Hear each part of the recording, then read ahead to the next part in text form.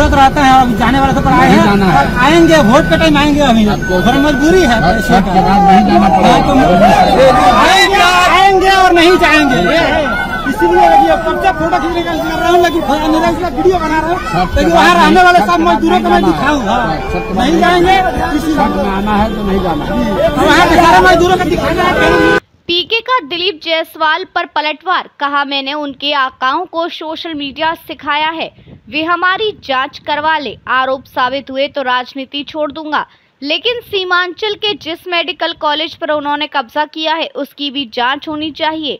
बैकुंठपुर में पत्रकारों से बात करते हुए उन्होंने भाजपा के प्रदेश अध्यक्ष दिलीप जायसवाल द्वारा जनसुराज और प्रशांत किशोर पर लगाए गए आरोपों पर पलटवार करते हुए कहा कि इनके आकाओं और नेताओं को हमने ही सोशल मीडिया सिखाया है, इन्हें सोशल मीडिया का कोई ज्ञान नहीं है और ये जो आरोप लगा रहे हैं वो इनकी अपनी मूर्खता को दर्शाता है, क्योंकि जिस फेसबुक ग्रुप की बात ये कर रहे हैं उसे भाजपा के 2 लोग 2016 से चला रहे हैं और ग्रुप में कोई भी पोस्ट कर सकता है। बिहार और दिल्ली में इनकी सरकार है, इसलिए जांच करानी है तो करवा लीजिए। उन्होंने दिलीप जायसवाल को चुनौती दी कि अगर उनके आरोप सही साबित हुए तो मैं राजनीति छोड़ दूंगा, लेकिन अगर दिलीप जायसवाल के आरोप गलत साबित हुए तो उन्हें बिहार के युवाओं से माफी मांगनी पड़ेगी।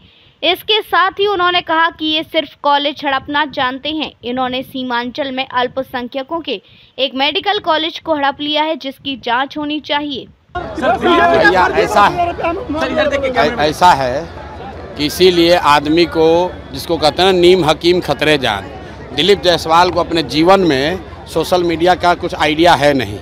इनके पिताजी के पिताजी को सोशल मीडिया हम लोगों ने सिखाया है। जिस अकाउंट की वो बात कर रहा है, सब लोग ध्यान से सुन लीजिए, जिस अकाउंट का बात दिलीप जायसवाल कर रहे हैं वो भाजपा के 2 लोग आज से नहीं 2016 से चला रहे हैं। और उस आदमी को ये भी नहीं समझ है कि ये भाजपा का कोई पेज नहीं है, ये फेसबुक ग्रुप है जिस पर कोई भी जाकर कुछ भी लिख सकता है। 2016 से ये 2 लड़के भाजपा के ये ग्रुप चला रहे हैं, उस पर आरजेडी के लोग भी पोस्ट करते हैं, उस पर जनसुराज के भी लोग पोस्ट कर रहे हैं, भाजपा के लोग भी पोस्ट कर रहे हैं।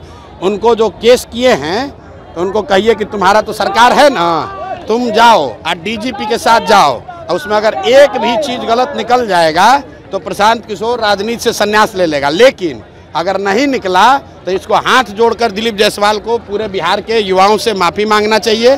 इस आदमी को कोई समझ नहीं है, इस आदमी को एक ही चीज़ का समझ है कि कॉलेज कैसे कब्जा किया जाता है। दिलीप जायसवाल का हिस्ट्री आपको बता देते हैं, दिलीप जायसवाल का हिस्ट्री ज़रा सुन लीजिए। सीमांचल में माइनॉरिटी के मेडिकल कॉलेज में ये व्यक्ति कैसे उस कॉलेज को इन्होंने गलत तरीके से कब्जा किया हुआ है, उसकी जांच होनी चाहिए।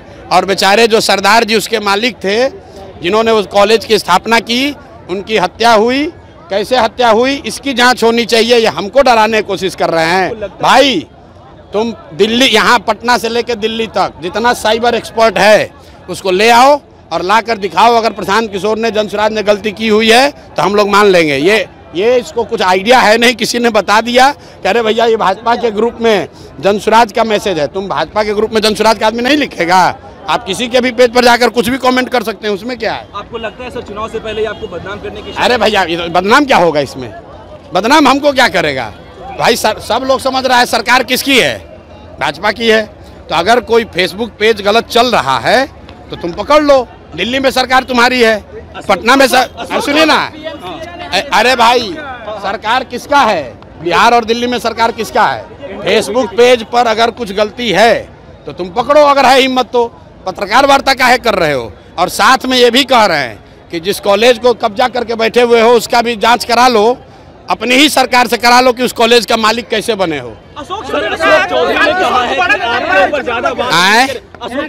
है कि आपके ऊपर ज्यादा बात नहीं करेंगे, आपको ज्यादा बड़ा लीडर नहीं बनाएंगे, ज्यादा बात नहीं। ठीक बात है। अशोक चौधरी के लिए कल मैंने कहा कि हम लोग जानते हैं कि नेता दल बदलते हैं, लेकिन अशोक चौधरी बिहार के सर्वदलीय नेता हैं। इनके बाबूजी कांग्रेस में, ये खुद जदयू में, बेटी लोजपा में और दामाद आरएसएस भाजपा में। तो भाई एक ही चीज़ बचा हुआ है, आरजेडी। अब घर में 1-2 और कोई भांजा भगीना होगा, उसको भतीजा को उसको आरजेडी में भी डाल दे तो ये बिहार की जनता देख रही है कि ये एकमात्र परिवार है जो कि चारों पांचों दल में है। कोई भी किसी दल को वोट दीजिएगा, अशोक चौधरी जी को उसमें लाभ ही लाभ है। एक सवाल, अरे मोदी जी आ रहे हैं तो आप लोग देखिए कि सब जिला से बिहार के बच्चों का, बिहार के गरीब जनता के पैसा पर, आपके हमारे पैसा से भीड़ जुटाने के लिए सब सरकारी खर्चा पर बस से ले जाकर भीड़ जुटाया जा रहा है। तो सब लोगों को पूछना चाहिए कि भाई आप हम लोग को कुछ दे तो नहीं रहे हैं, हम लोग का ले क्यों रहे हैं। सूरत रहता है, अभी जाने वाला तो आए हैं, आएंगे वोट के टाइम आएंगे, अभी घर मजबूरी है, आएंगे और नहीं जाएंगे। इसीलिए कब तक फोटो खींचने का कर रहा हूँ, लेकिन वीडियो बना रहा हूँ, लेकिन वहाँ रहने वाले सब मजदूरों को मैं दिखाऊंगा। नहीं जाएंगे, आना है तो नहीं जाना, वहाँ के सारे मजदूरों को दिखाना है।